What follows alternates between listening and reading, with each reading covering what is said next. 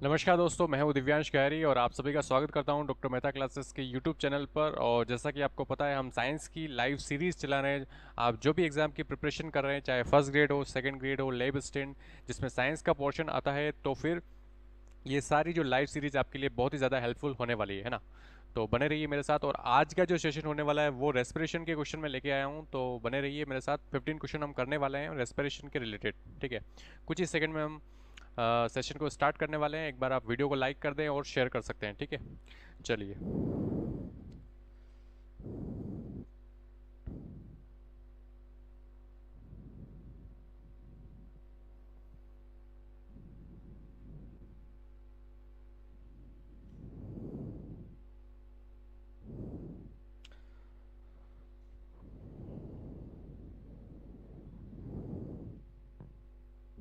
चलिए, सभी को नमस्कार। चलिए, आज का लाइव सेशन शुरू करते हैं। ठीक है, रेस्पिरेशन, जैसा कि आप देख रहे हैं, आज का जो टॉपिक होने वाला है रेस्पिरेशन के ऊपर हम क्वेश्चन करने वाले हैं। चलिए, फर्स्ट क्वेश्चन स्टार्ट करते हैं हम। जल्दी से आपको कमेंट करके बताना है। देखिए, पहला क्वेश्चन मैं पढ़ रहा हूँ आज के लाइव सेशन का। In man and mammals air passes from outside into the lungs through, है ना। मनुष्य व स्तनधारियों में वायु जो है बाहर से फेफड़ों के अंदर इस क्रम में जाती है ना। आपको करेक्ट ऑर्डर पूछा है। ठीक है, ऑप्शन ए देखिए, nasal cavity, pharynx, larynx, trachea, bronchi, bronchioles, alveoli. ठीक है, option B nasal cavity, larynx, pharynx, trachea, bronchi, alveoli. या फिर option C nasal cavity, pharynx, larynx, trachea, bronchioles, bronchi, alveoli. या option D nasal cavity, pharynx, trachea, bronchioles या alveoli, है ना। बहुत ही important, अच्छा क्वेश्चन है। चलिए बताइए, ऑर्डर पूछा है ना। ऑर्डर, करेक्ट ऑर्डर क्या है जो एयर अपने बॉडी में एंटर करती है ना, फाइनल जो लंग्स में जाती है, वो ऑर्डर आपको बताना है। ठीक है, चलिए बताइए फर्स्ट क्वेश्चन।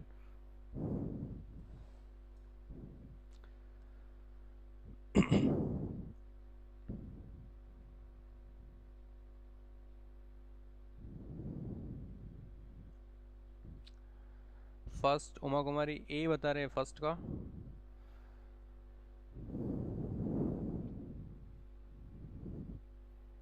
चलिए, कमेंट करते जाइए, देखते हैं फर्स्ट का आंसर क्या होगा। देखिए, सबसे पहले जो एयर जो हमारे बॉडी में एंटर करती है, ठीक है, अगर थोड़ा सा मैं डायग्राम बनाऊं तो नेजल कैविटी जो होती है, यहाँ पे एयर जो होती है वो एंटर करती है ना। तो नेजल कैविटी के बाद में जो स्पेस होता है उसको बोलते हैं फेरिंग्स। क्या बोलते हैं? फेरिंग्स। सिंपल सा अगर देखें तो अपन मुंह में अपन उंगली डाल के जब जहाँ तक उंगली को अपन घुमा सकते हैं ना, वो पूरा जो एरिया होता है उसको अपन क्या बोलते हैं? फेरिंग्स होता है ना। कॉमन ये पैसेज होता है कि यहाँ पे नेजल कैविटी भी ओपन हो रही है और माउथ भी, है ना, कॉमन पैसेज हो जाएगा। फिर लेरिंग्स, इसको साउंड बॉक्स बोलते हैं। फिर फाइनल ट्रेकिया में जाएगी, है ना। और ट्रेकिया में आपको पता होगा सी आकार के छल्ले होते हैं। फिर ब्रोंकाई में जाएगी, है ना। फिर ब्रोंकाई से ब्रोंक्यूल्स, है ना। ब्रोंकाई के बाद प्राइमरी सेकेंडरी टर्शरी होते हैं ना। फिर ब्रोंक्यूल्स, है ना। ब्रोंक्यूल्स के बाद में लास्ट में जो गुब्बारेनुमा संरचना होती है, छोटी छोटी एल्विलाई होती है ना, जिसको लंग्स की यूनिट भी कहा जाता है, वहां तक जाएगी और वहां फिर गैसेस का एक्सचेंज हो जाएगा, है ना। गैसेस का एक्सचेंज हो जाता है। तो ऑप्शन ए यहाँ पे करेक्ट है, बिल्कुल सही बताया आपने। चलिए, ऑप्शन ए जो है करेक्ट है ना। चलिए आगे बढ़ते हैं, सेकंड का आंसर बताइए। A person suffer puncture in his chest cavity in an accident without any damage to the lungs. Its effect could be, है ना। एक दुर्घटना में एक व्यक्ति की वक्ष गुहा यानी कि थोरेक्स कैविटी में छेद हो जाता है। एक व्यक्ति है जिसका कोई एक्सीडेंट हो गया है और उसके जो थोरेक्स कैविटी है, वक्ष गुहा में कोई छेद हो जाता है ना, तो क्या होगा? फेफड़े को बिना किसी नुकसान के, मतलब थोरेक्स जो कैविटी है उसमें पंक्चर हुआ है, उसमें छेद हो गया, लेकिन लंग्स डैमेज नहीं हुए, है ना। लंग्स को बिना किसी नुकसान के इसका क्या प्रभाव होगा, है ना। लंग्स को डैमेज नहीं हुआ, बट थोरेक्स कैविटी है उसमें एक छेद हो चुका है। ठीक है, तो क्या होगा? ऑप्शन ए, श्वास दर में कमी हो जाएगी। ऑप्शन बी, श्वास दर में तीव्र वृद्धि हो जाएगी। ऑप्शन सी, श्वसन में कोई परिवर्तन नहीं होगा, जैसे नॉर्मल चल रहा है वैसे ही चलता रहेगा। या ऑप्शन डी, श्वसन का बंद होना। ठीक है, कैसेशन ऑफ ब्रीदिंग हो जाएगी। बताइए, सेकंड का आंसर आपको करना है। अच्छा क्वेश्चन है ये भी। बताइए, सेकंड का आंसर आपको करना है।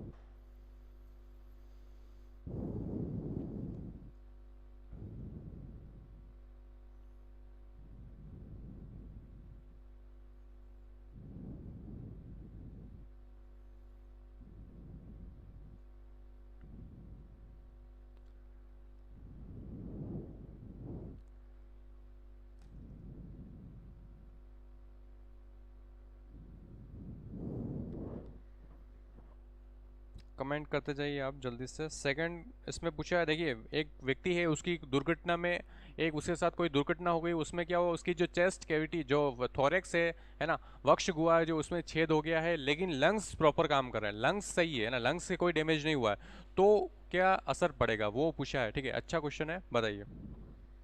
सेकंड का डी बता रहे हैं उमा कुमारी। चलिए, बिल्कुल सही बताया है ना, उसके कैसेशन ऑफ ब्रीदिंग हो जाएगा, श्वसन का बंद होना है ना, ये डी ऑप्शन यहाँ पर करेक्ट हो जाएगा, क्योंकि अपन जानते हैं कि इसमें पूरा जो गेम जो है ब्रीदिंग में पूरा जो दबाव का ही गेम है ना, कि बाहर दबाव ज़्यादा है अंदर कम है ना, तो विसरण के डिफ्यूजन के द्वारा क्रियाएं हो रही है, तो इसमें क्या होगा, प्रॉपर अगर वक्ष गुहा जो है उसमें अगर छेद हो गया तो प्रॉपर रेस्पिरेशन जो है प्रॉपर हो नहीं पाएगा, है ब्रीदिंग जो है वो प्रॉपर हो नहीं पाएगी। ठीक है, तो श्वासन का बंद होना, डी ऑप्शन इसमें करेक्ट हो जाएगा। चलिए आगे बढ़ते हैं, बताइए। थर्ड का आंसर आपको करना है, सामान्य श्वसन से संबंधित सही कथन को चुनना है ना। मैंने हमेशा बोला है कि जब भी आप स्टेटमेंट वाले क्वेश्चन आए तो आपको पहले ध्यान से, सॉरी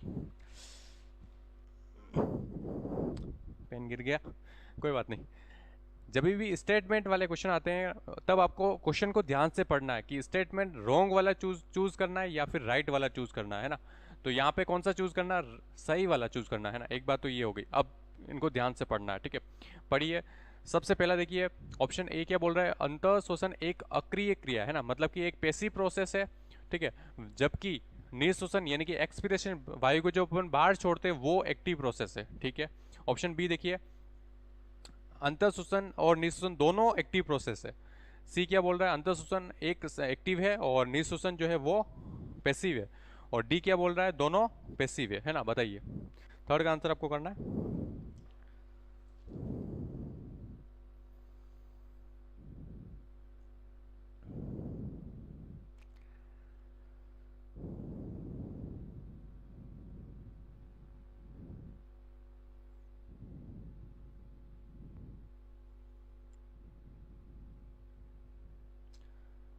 उमा कुमारी ने थर्ड का सी ऑप्शन बता रहे हैं।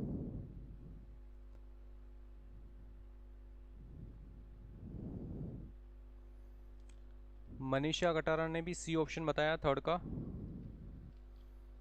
चलिए, बाकी स्टूडेंट भी कमेंट करते जाइए जल्दी से। चलिए देखते हैं, बिल्कुल सही बताया आप दोनों ने कि हमारे जो इंस्पिरेशन जो प्रोसेस होती है, यानी कि वायु को अंदर लेने की जो प्रक्रिया होती है वो एक्टिव प्रोसेस होती है। वो कैसी होती है, एक्टिव प्रोसेस होती है। एक्टिव और पैसिव का मतलब क्या होता है, एक्टिव पैसिव का मतलब ये है कि जहाँ पर सिंपल बात है, एटीपी खर्च होगी है ना, जहाँ पे ऊर्जा खर्च होगी वो प्रोसेस एक्टिव कहलाएगी, और जहाँ पे ऊर्जा का कोई रोल नहीं होगा, ऊर्जा खर्च नहीं हो रही, वो कहलाएगी पैसिव प्रोसेस। ठीक है, हमारे जो डायफ्राम जो होता है उसका नॉर्मल जो शेप होता है कैसा होता है, डोम शेप होता है। कैसा होता है, डोम शेप होता है ना, डोम शेप होता है। जब हम सांस लेते हैं तो ये इसका जो शेप ये कैसा हो जाता है, फ्लैट हो जाएगा, और वापस से ये जब नॉर्मल शेप में आएगा तो हवा बाहर निकल जाएगी, तो वो पैसिव फॉर्म में हो जाएगा है ना। तो सी ऑप्शन यहाँ पर करेक्ट हो जाएगा। चलिए, वेरी गुड, शाबाश, आगे बढ़ते हैं। देखिए, फोर्थ का आंसर आपको करना है। नीचे दिए कुछ शोषण के डिजीज आपको बता रखी है ना, इसमें से आपको निकालनी कौन सी डिजीज आपको बतानी है, व्यावसायिक श्वसन रोग है ना, ऑक्यूपेशनल रेस्पिरेटरी डिसऑर्डर, मतलब ऐसी बीमारियों के नाम बताने जिन जो किसी व्यवसाय से रिलेटेड, कोई कोई इंसान जो पर्टिकुलर कोई जॉब कर रहा है, कोई व्यवसाय कर रहा है, तो उससे उसको रेस्पिरेशन के जो रिलेटेड डिजीज हो रही है ना, वो उस डिजीज का नाम आपको बताना है। देखिए, कोराइजा, सार्स, सिलिकोसिस और एस्बेस्टोसिस है ना, या फिफ्थ ऑप्शन ऑप्शन है एम्फीसीमा है ना। अब ऑप्शन ए देखिए 1 और 2, ऑप्शन बी 1 एंड 5th, या 3rd एंड 4th, या 1, 2nd एंड 5th, बताइए।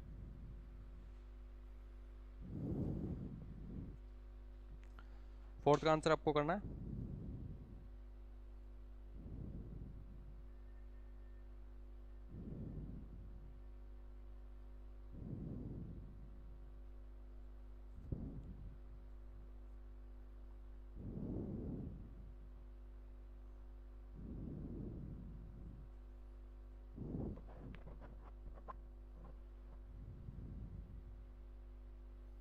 उमा कुमारी फोर्थ का सी ऑप्शन बता रहे हैं।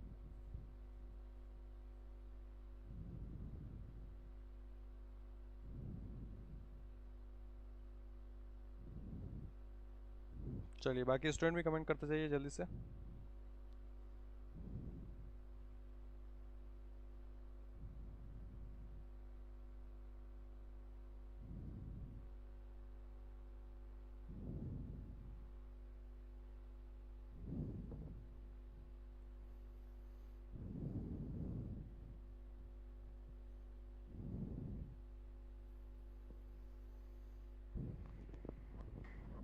चलिए देखते हैं। देखिए यहाँ पे पूछा है ऐसी डिजीज का नाम बताना है जो ऑक्यूपेशनल रेस्पिरेटरी डिजीज है। ऐसे पर्टिकुलर कोई व्यवसाय करते हैं, कोई जॉब आप कर रहे हैं, उस जॉब या व्यवसाय से आपको आपके जो लंग्स से रिलेटेड कोई डिजीज हो रही है ना। तो सिलिकोसिस जो एक डिजीज होती है वो किससे होती है? सिलिका से होती है ना। बहुत सारे जो लेबर होते हैं ना उनमें ये डिजीज देखी जाती है ना। जैसे एक तो अपने जो मार्बल फिटिंग वगैरह लोग करते हैं या फिर ऐसे खदानों में लोग काम करते हैं, वहाँ पे क्या सिलिका के जो कण होते हैं वो हवा में ज़्यादा ही होते हैं ना। उनकी वजह से उस एनवायरनमेंट में वो शोषण करते हैं, तो उसमें क्या हो जाता है? सिलिकोसिस उनका रोग हो जाता है ना। एक दूसरा ये एस्बेस्टोसिस, इसमें भी एस्बेस्टोस अगर एयर में है उसको इनहेल कर रहे हैं तो लंग्स में क्या फाइब्रोसिस हो जाएगा है ना। और ये वाली डिजीज एस्बेस्टोसिस हो जाएगी, ठीक है। तो ये दोनों जो है ऑक्यूपेशनल डिजीज है। थर्ड और फोर्थ क्या है? ऑक्यूपेशनल डिजीज है, ठीक है। तो सी ऑप्शन यहाँ पर करेक्ट हो जाएगा, ठीक है। बिल्कुल सही बताया आपने है ना। सार्स आपको पता ही होगा है ना, सार्स की फुल फॉर्म क्या होती है? सीवियर एक्यूट रेस्पिरेटरी सिंड्रोम, है ना। सीवियर एक्यूट रेस्पिरेटरी सिंड्रोम है ना। अपना जो कोरोना वायरस है, कोरोना जो है वो भी इसी में आता है ना, इसी यही फैमिली है, सार्स की में ही आता है, ठीक है। और ये वायरस के थ्रू फैलता है ना। चलिए तो यहाँ पे सी ऑप्शन करेक्ट हो जाएगा। आगे बढ़ते हैं। देखिए फिफ्थ का आंसर आपको करना है, नीचे दिए गए वाक्य को सही विकल्प द्वारा पूर्ण करना है ना। ये सेंटेंस दे रखा है, इसमें आपको इसको कंप्लीट करना है ना। एक सेंटेंस आपको दे रखा है, इसको आपको कंप्लीट करना है। सांस लेने की जो लय है ना, ब्रीदिंग की जो रिदम ऑफ ब्रीदिंग है ना, breathing rhythm is generated in, breathing की जो रिदम होती है वो कहाँ पर जनरेट होती है, एक तो ये चीज़ आपको बतानी है। दूसरा and influence by the variation in level है ना, इन इन ब्लड, इसका जो वेरिएशन में जो इन्फ्लुएंस कहाँ से होता है, दूसरी चीज़ आपको ये बतानी है, ठीक है। तो देखिए यहाँ पे ऑप्शन थोड़ा सा आपको ध्यान में पड़िए। पहला जो है वो ये वाला है ना, और सेकंड वाला ये है। दोनों का पेयर आपको बताना। Medulla O2 frontal lobe CO2 and O2, medulla CO2 frontal lobe CO2 है ना। बताइए फिफ्थ का आंसर आपको करना है।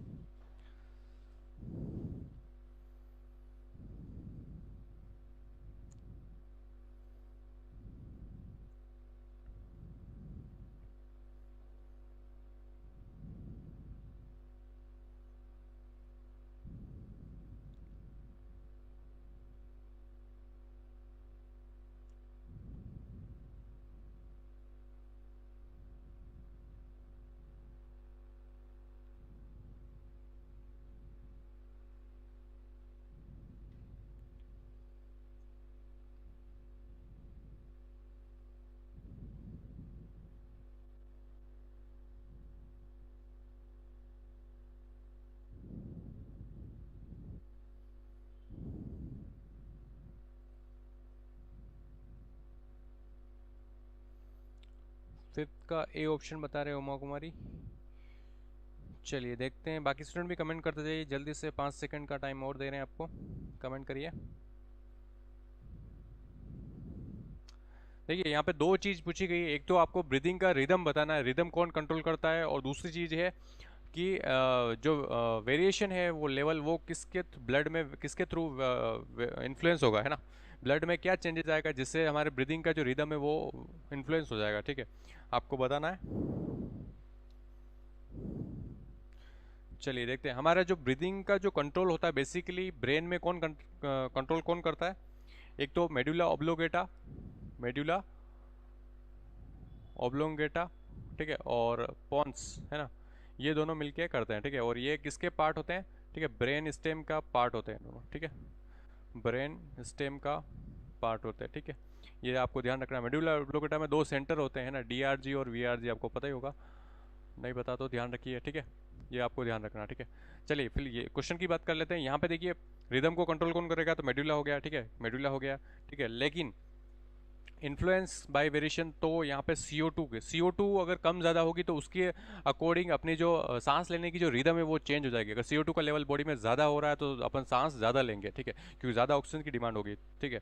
तो यहाँ पे सी ऑप्शन करेक्ट हो जाएगा। क्या होगा? सी ऑप्शन जो होगा करेक्ट हो जाएगा। सी इज करेक्ट आंसर है ना। चलिए आगे बढ़ते हैं। देखिए 6 का आंसर बताना, the amount of O2 transported in dissolve state through plasma is approximately, है ना। प्लाज्मा में घुलित अवस्था में स्थानांतरित O2 की मात्रा है लगभग। ऑक्सीजन का हमारे बॉडी में ट्रांसपोर्टेशन हो रहा है ना, CO2 और ऑक्सीजन, जो ऑक्सीजन है, इन दोनों का क्या हो रहा है? ब्रीदिंग के थ्रू आवागमन हो रहा है, ठीक है। फिर ब्लड, जो हमारा ब्लड सर्कुलेटरी सिस्टम चल रहा है, उसके थ्रू क्या हो रहा है? पूरी बॉडी में जो ऑक्सीजन को हर कोशिका तक पहुंचाया जा रहा है, और हर कोशिका से मेटाबॉलिज्म में जो वेस्ट मटेरियल के रूप में CO2 जो निकल रही, वो वापस से ला के लंग्स में छोड़ी जा रही है ना। तो इन दोनों का ट्रांसपोर्टेशन हो रहा है। तो ट्रांसपोर्टेशन अलग अलग माध्यम से होता है। तो यहाँ पे पूछा है कि ऑक्सीजन का जो ट्रांसपोर्टेशन होता है ना, तो उसमें प्लाज्मा में घुलित ऑक्सीजन कितनी होती है, ये आपको बताना है। 3% होती है, 97% होती है, या 20 to 25% होती है, 7%, या फिर 49% होती है? बताइए।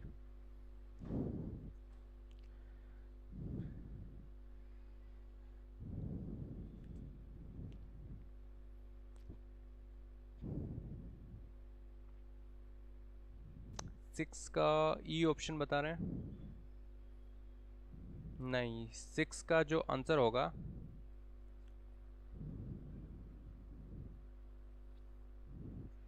सिक्स का जो आंसर होगा वो ए हो जाएगा, है ना। प्लाज्मा में घुलित अवस्था में ऑक्सीजन कितनी होती है? तो 3% होती है ना। टोटल ऑक्सीजन 100%, ठीक है। और प्लाज्मा में कितनी होती है? प्लाज्मा में कितनी होती है? 3%, ठीक है। और बाकी की जो 97% जो होती है वो ऑक्सी हीमोग्लोबिन के रूप में होती है ना। ऑक्सी हीमोग्लोबिन के रूप में होती है ना। ये आपको ध्यान रखना है। मतलब कि हीमोग्लोबिन, ऑक्सीजन और हीमोग्लोबिन बॉन्ड बना के वो रहती है, ठीक है, ब्लड में होगी। और प्लाज्मा में कितनी होती है? 3% होती है, ठीक है। चलिए आगे बढ़ते हैं। 7 का आंसर आपको करना है। द डिसोसिएशन कर्व, है ना, विघटन वक्र संबंधित है। डिसोसिएशन कर्व जो है वो किससे संबंधित है? ऑक्सीजन से संबंधित है, कार्बन डाइऑक्साइड से संबंधित है, ऑक्सी हीमोग्लोबिन से संबंधित है, या कार्बोनिक एनहाइड्राइड से संबंधित है? बताइए।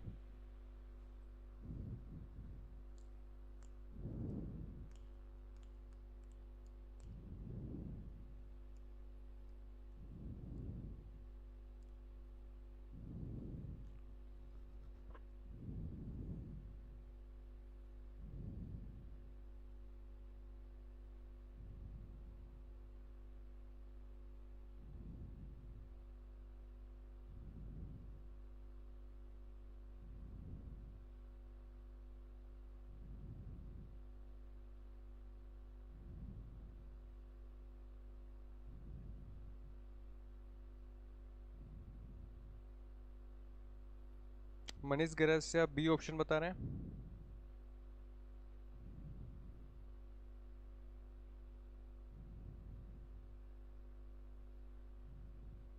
उमा कुमारी 7 का सी ऑप्शन बता रहे हैं।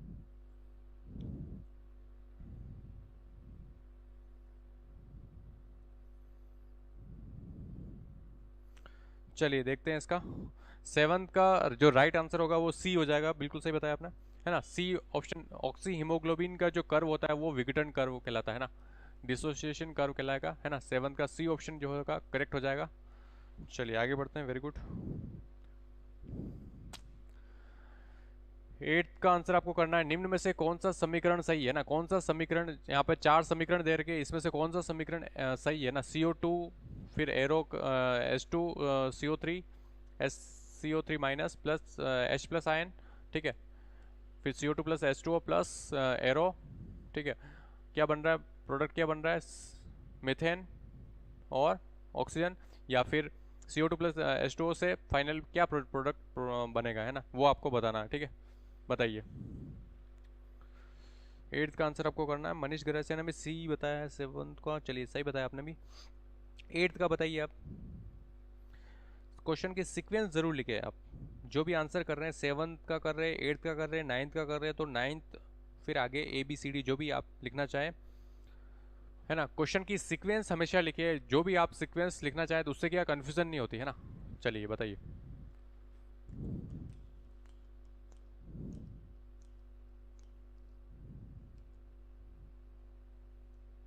8th का आंसर आपको करना है, जल्दी से बताइए।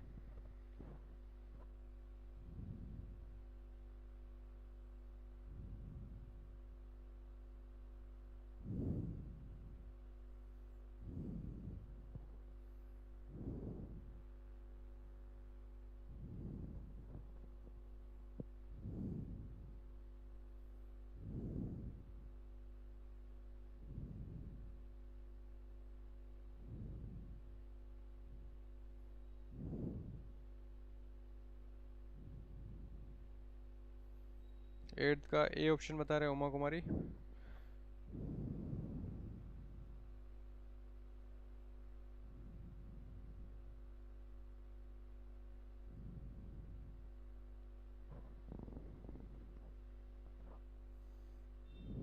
चलिए देखते हैं। देखिए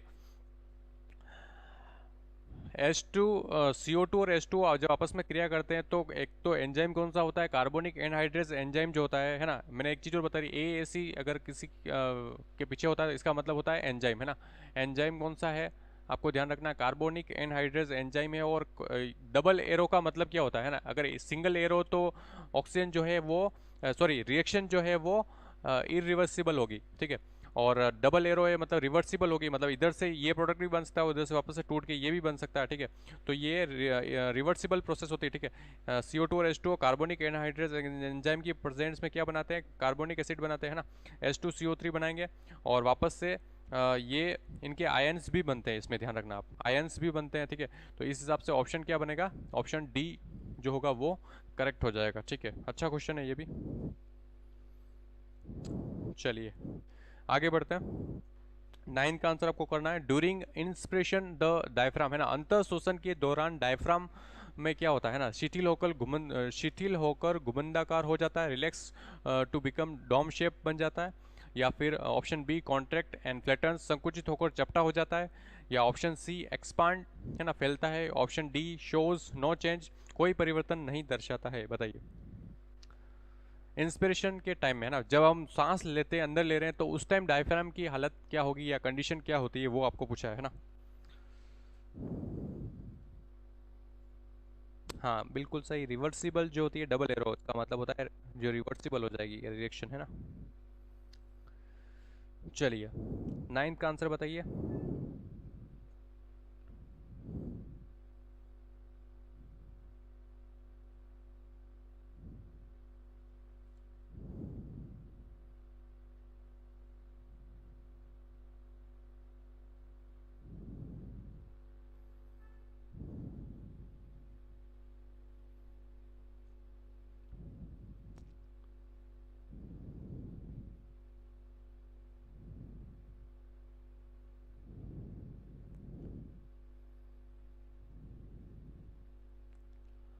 उमा कुमारी 9th का बी ऑप्शन बता रहे हैं।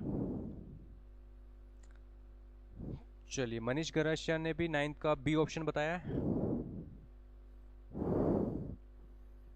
चलिए देखते हैं इसका आंसर। देखिए जब हम इंस्पिरेशन करेंगे यानी कि सांस को अंदर लेंगे तो क्या होगा, देखिए डायग्राम से समझते हैं। ये हमारे लंग्स है ना, ठीक है। ये लंग्स हो गए, ठीक है। ये लंग्स हो गए। और यहाँ पे नीचे हमारे क्या है, डायफ्राम है, ठीक है। ये डायफ्राम नॉर्मल कैसा है, डोम शेप में रहता है, ठीक है। अब जब ये लंग्स में एयर आएगी तो लंग्स और फूल जाएंगे पूरी तरह, इसकी पूरी फुल कैपेसिटी में ये फूल जाएंगे, ठीक है। तो ये नीचे जो डायफ्राम है वो क्या होगा, वो फ्लैट हो जाएगा। एक तो फ्लैट हो जाए, जो इसका डोम शेप जो है ये कैसा हो जाएगा, ये ऐसा हो जाएगा, है ना, फ्लैट हो जाएगा।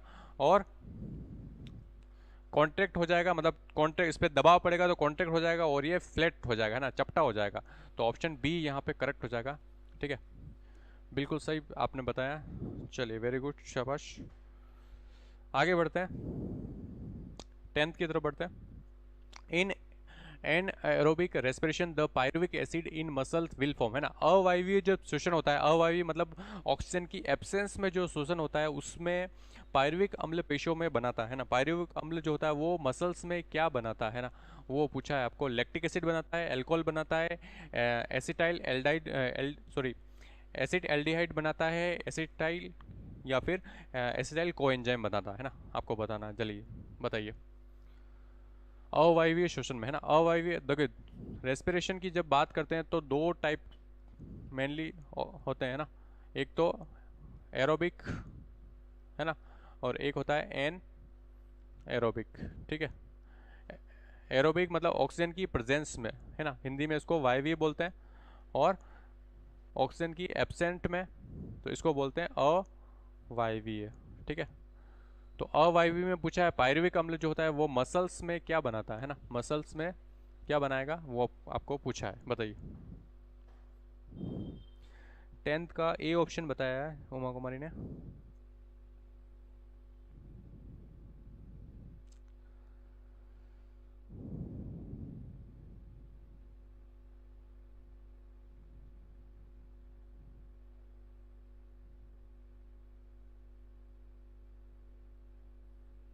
चलिए देखते हैं इसका आंसर। बिल्कुल सही बताया, लैक्टिक एसिड बनाता है। क्या बनाता है? लैक्टिक एसिड बनाता है ना। मसल्स में जो पायरुविक अम्ल है वो क्या बनाता है? लैक्टिक एसिड बना देता है। ठीक है, और हमें एक और क्वेश्चन आता है कि हम जब बहुत तेज रनिंग करते हैं या एक्सरसाइज करते हैं तो हमारे बॉडी में थकान हो जाती है ना। थकान क्यों होती है? क्योंकि बॉडी में क्या बनने लग जाता है? लैक्टिक एसिड बनने लग जाता है ना। लैक्टिक एसिड से थकान होने लगती है हमको। ठीक है, फैटिक होने लगती है, फैटिक है ना, फैटिक, थकान। ठीक है, ये भी आपको ध्यान रखना है। चलिए आगे बढ़ते हैं 11th की तरफ। देखिए, quantity of CO2 transport in the form of bicarbonate. अभी थोड़ी देर पहले ऑक्सीजन का क्वेश्चन आया था, अब CO2 का क्वेश्चन आ गया है ना। CO2 का भी ट्रांसपोर्टेशन होता है वैसे ही। ठीक है, तो CO2 का ट्रांसपोर्टेशन बोल रहे हैं, और किस फॉर्म में? बाइकार्बोनेट फॉर्म में है ना, बाइकार्बोनेट्स बाय ब्लड। ठीक है, बोथ प्लाज्मा और आरबीसी। ठीक है, प्लाज्मा और आरबीसी के रूप में कितने प्रतिशत जो CO2 है उसका परिवहन होता है, आपको बताना है ना। रक्त द्वारा प्लाज्मा तथा लाल रक्ताणु दोनों बाइकार्बोनेट के रूप में कितनी CO2 का परिवहन होता है, ये आपको बताना। 75%, 85%, 2% या 98%, बताइए।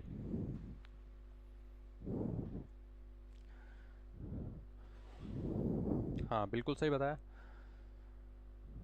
Lactic acid cause फैटिक। चलिए अब बताइए 11th का आंसर आपको देना है।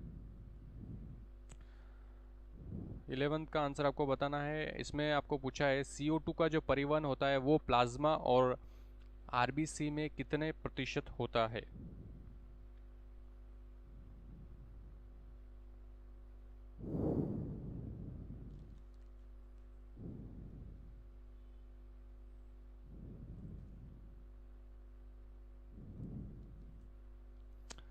इलेवंथ का उमा कुमारी ने डी ऑप्शन बताया।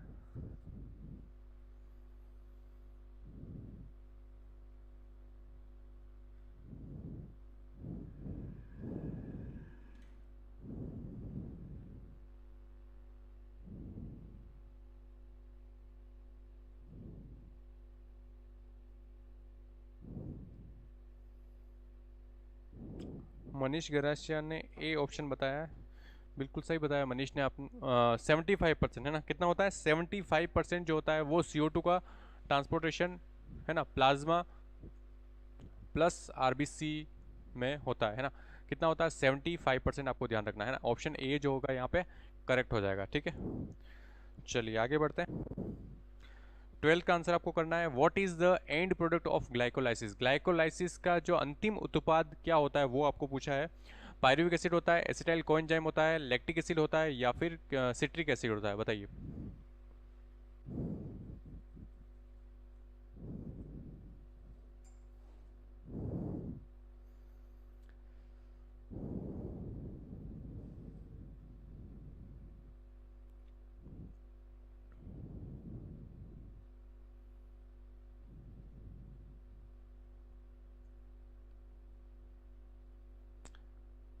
12th का ए बता रहे हैं उमा कुमारी।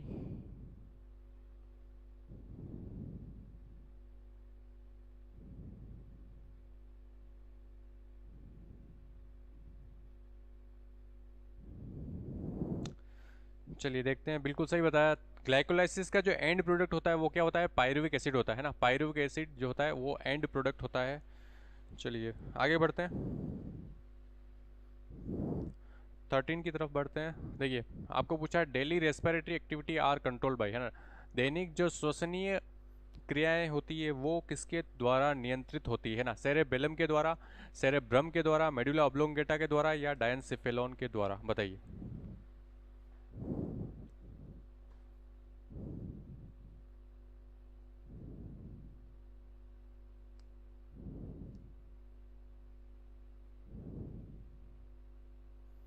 13 का सी ऑप्शन बता रहे हो उमा कुमारी।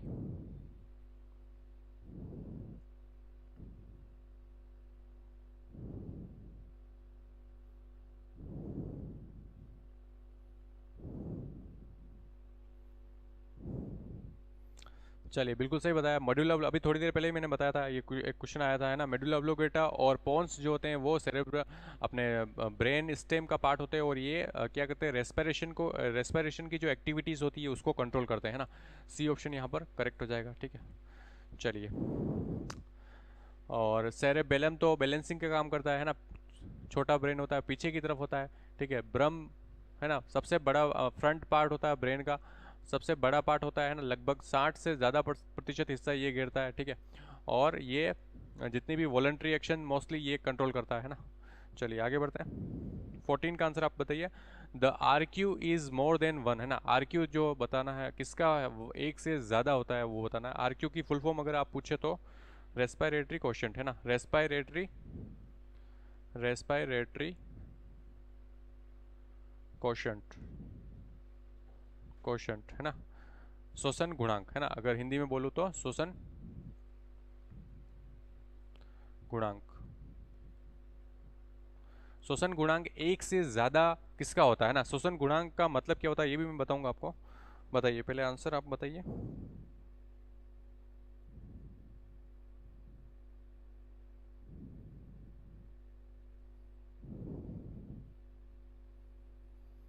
14 का सी ऑप्शन बता रहे हो उमा कुमारी।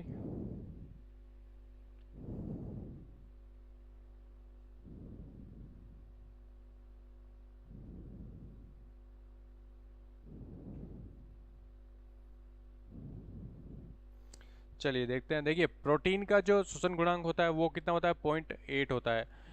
फैट का कितना होता है, 0.7 होता है। जबकि स्टार्च का लगभग एक के बराबर होता है। कार्बोहाइड्रेट और स्टार्च जो होते हैं उनका लगभग एक ही होता है ना। स्टार्च क्या कार्बोहाइड्रेट ही तो है, ठीक है। और ऑर्गेनिक एसिड होते हैं वो एक से थोड़ा सा ज़्यादा होगा, है ना, एक से थोड़ा सा क्या होगा, ज़्यादा होगा, ठीक है।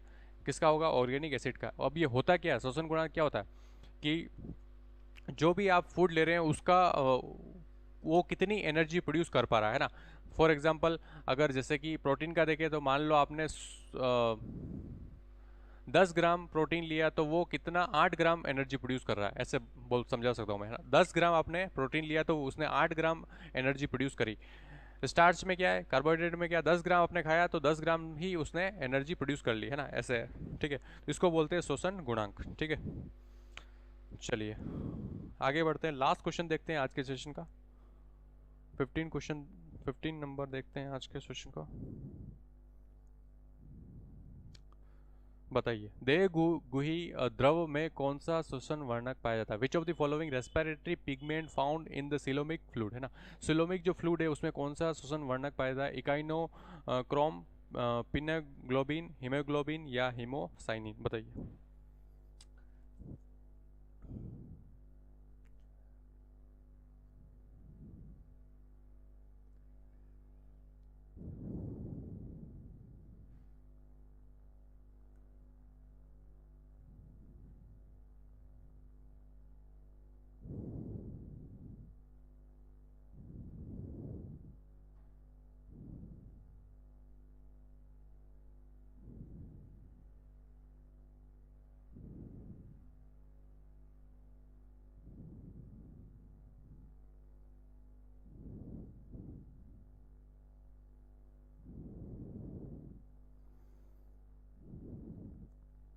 हाँ बिल्कुल सही लिखा आपने उमा कुमारी ने। Are Q is equal to CO2/O2, है ना।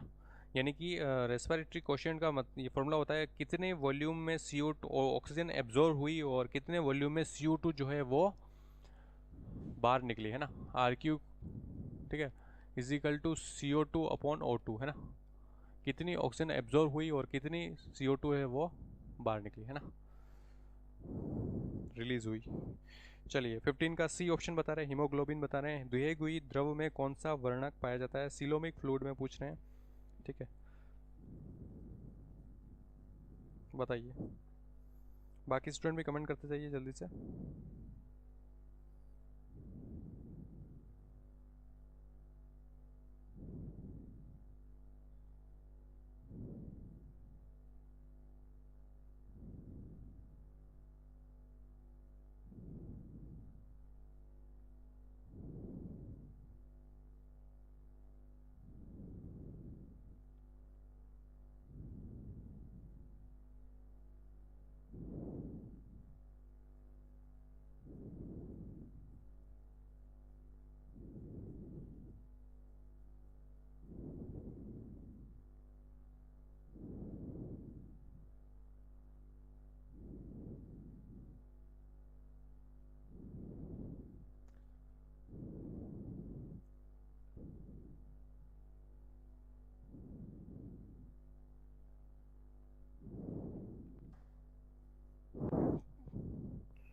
चलिए देखते हैं सिलोमिक फ्लूइड में कौन सा द्रव होता है। सिलोमिक फ्लूइड में जो द्रव होता है उसको बोलते हैं हीमोसाइनिन, है ना। जो ऑर्थोपोडा के जो क्रस्टेशिया होते हैं ना, क्रस्टेशिया वगैरह उसमें होता है ना, हीमोसाइनिन होता है, और इसकी वजह से ब्लड का जो कलर कैसा आता है, ब्लड का कलर कैसा आता है, ब्लू हो जाता है ना।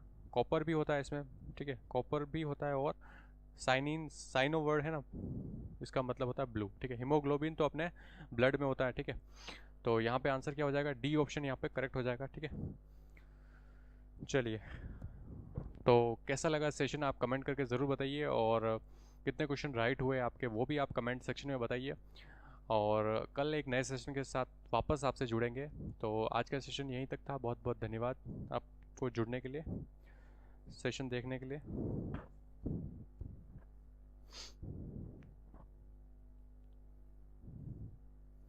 चलिए वेरी गुड, शाबाश, 11 क्वेश्चन आउट ऑफ 15 करेक्ट है उमा कुमारी आपका, बहुत बढ़िया।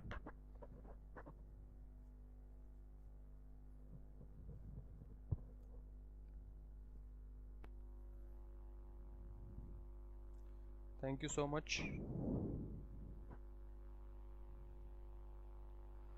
चलिए कल एक नए सेशन के साथ आपसे वापस जुड़ेंगे, और आपकी तैयारी के जो अच्छी तैयारी कर रहे हैं उसमें लगातार आप कंटिन्यूशन में तैयारी करते रहें, और सेशन को लगातार आप ज्वाइन करते रहें, इसी उम्मीद के साथ में बहुत बहुत धन्यवाद।